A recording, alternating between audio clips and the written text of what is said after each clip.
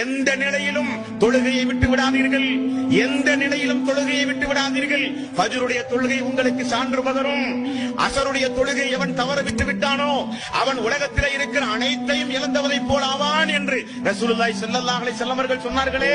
இறை இல்லங்களின் மூலம் ஒவ்வொரு நேரமும் ஒவ்வொரு வக்துக்கும் ஹய்யாலஸ் ஸலா, தொழுகையின் பக்கம் வாருங்கள், ஹய்யாலல் ஃபலா, வெற்றியின் பக்கம் வாருங்கள் என்று அழைப்பு காதில் விழுந்த பொழுது கூட ஜமாத்தோடு சேர்ந்து ஓடோடி வந்து தொழுது தீமைகள் எல்லாம் அழிக்கப்பட்டு பரிசுத்தவானாக மறுமை நாளில் இந்த துனியாவில் மரணிப்பதற்கு பகரமாக தொழுகையை புறக்கணித்து வாழ்ந்தானே அவனுக்கல்ல சொர்க்கம்.